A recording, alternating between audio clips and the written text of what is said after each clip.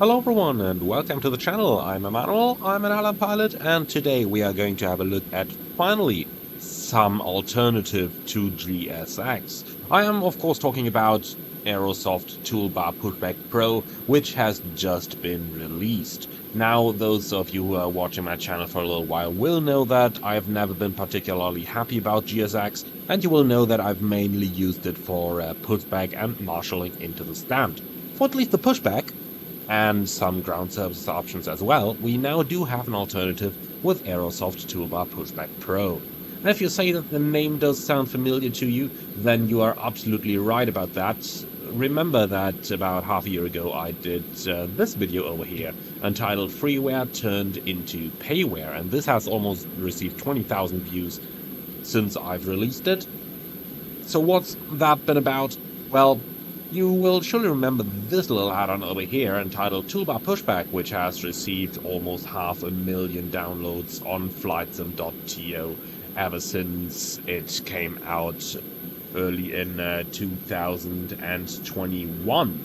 Now, this add-on accompanied us for quite a while in Microsoft Flight Simulator until GSX came out and offered an alternative for pushbacks. But then in about mid-2023, we got an announcement from Aerosoft that Toolbar Pushback would be turned into payware. Now, after I did my video on the topic and after a lot of the community actually was rather unhappy with that, the adverts have been taken offline and we didn't hear of it again. Until just now, it's been released. So, Aerosoft Toolbar Pushback Pro, available at a price point of $10 US, excluding sales tax, has just been released, and the description of the product does come with quite a feature list down here, comparing the freeware version to the Pro version. Do take a moment to look through everything that's mentioned over here. And now that you've done this, let's quickly talk about the most important things. So, what do we need to have a look at? Well, we're going to start with the basic features, obviously, and the basic feature still is pushback, which is, after all, what the add-on is titled. So if we do have a look into the Toolbar Pushback add-on, you will sure enough recognize this menu here, which is basically the same as it was in the freeware, so differences between freeware and payware version are rather marginal over here. But let's have a look how that works. So you do click the Plan Pushback button. It does open the Pushback Planner map, which is what we had in the freeware version as well. And then we can just go ahead and plan a pushback over here. But what is new now is that you can not only plan a pushback through the pre-planning tool, but you can also plan a pull forward like this, for example. So now we are going to push back over here, and then we're going to pull forward over here. And that is how we're going to conduct our pushback. Hit the text box down here, and now when we click on the Start Pushback button, the pushback is going to start. Now, that much about basic theory. Now let's move to a little bit more practical terms. And with more practical terms, let me show you what my very first experience with Toolbar Pushback looked like. So my outline has been prepared down here. Basically, we're running on the APU, doors are closed, and the brake is released. So let's go ahead and hit the Start Pushback button. And now we do start the pushback. But as you can see, the tug kinda remained where it is, and my airplane is really strangely jittering around. Now, do remember when we looked at the product page that it did say in the feature list that the payware version now does include add-on airplane compatibility. It's especially mentioned as a feature, compatibility with airplane add-ons, partially in the freeware, fully in the Pro version. That's what they do say. As you can see, that is not really the case. Now, after a really rather disappointing pushback at my very first experience, as you can see, I did have a look into the manual, which was rather hard to find, by the way. We had to go all the way into Aerosoft 1 and collect the manual from there, and said that it is a known issue with PMDG aircraft that the pushback is going to jitter like it does over here. But there is apparently an easy fix for it, and that is just to hit the Shift-P keyboard combination like I'm going to do just now. And as you can see, as soon as Shift and P has been hit, the airplane is going to conduct more or less a normal pushback. However, hiding that information somewhere in the manual and not having it mentioned on the product page for the most popular aircraft add-on, according to the recent Navigraph community survey, is a little bit disappointing. Now, what's not mentioned in there, what however is an issue, is that you don't just need to hit Shift P in order to start your pushback, but you need to hit it a second time after the pushback is completed, otherwise you are just going to continue the pushback into eternity.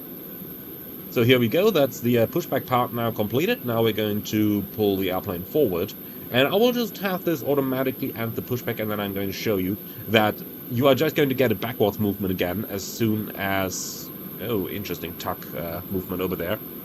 That you're just going to get a backwards movement again as soon as the pull forward, so the entire pushback operation of Aerosoft Toolbar Pro is completed. So there's two things that I'm wondering about when they say that they do have compatibility with payware add-ons as a feature in the Pro version, for which they asked $10 US.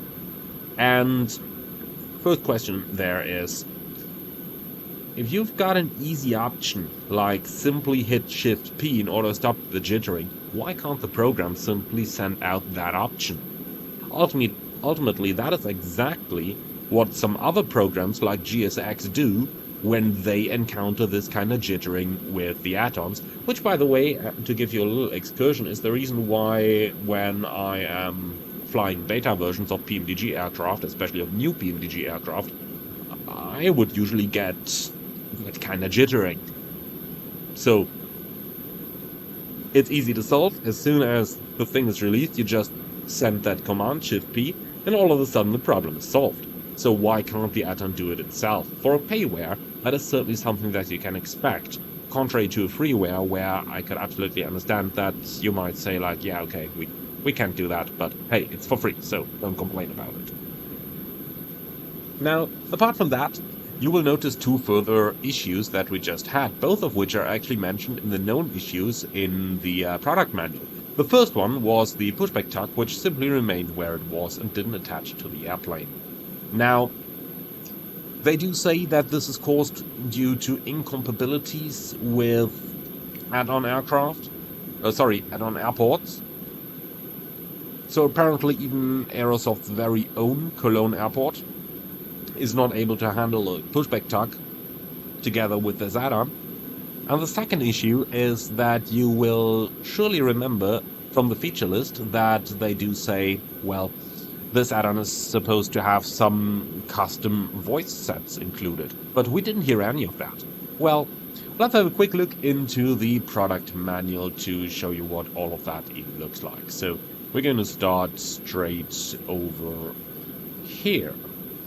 And going into the Aerosoft Toolbar Pushback Pro manual, we can go all the way down to troubleshooting, and over here the first tip is pushback audio does not play any audio.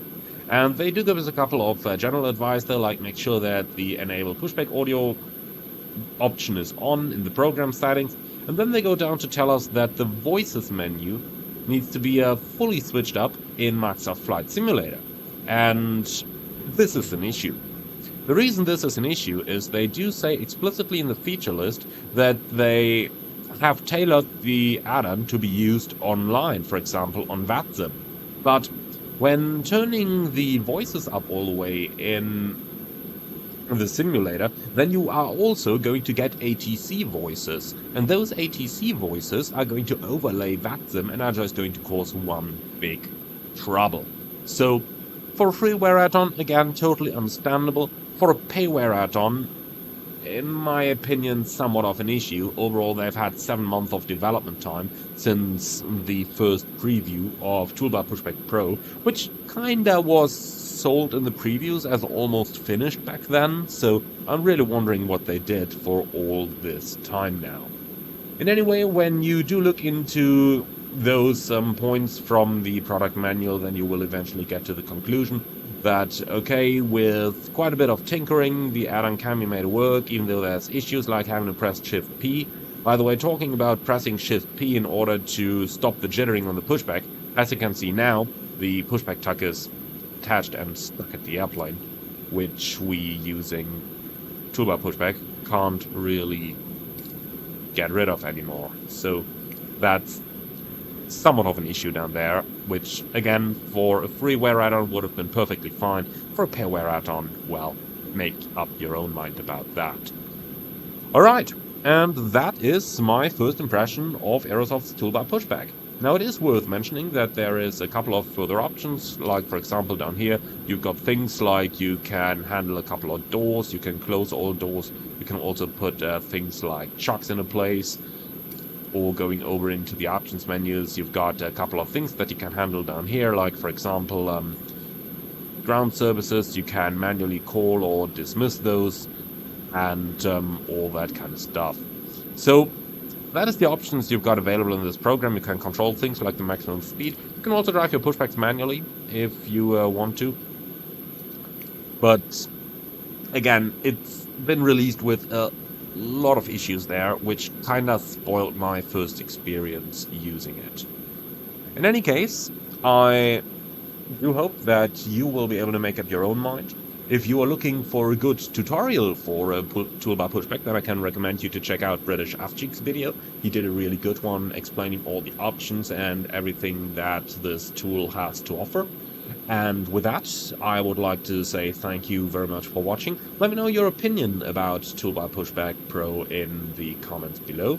And do hit that like button if you indeed liked the video. Be sure to leave subscription if you're up for more, and if you really like what I'm doing, I would appreciate a small donation through the Buy Me Coffee link in the video description below. Thank you for watching, and see you all again on the next one.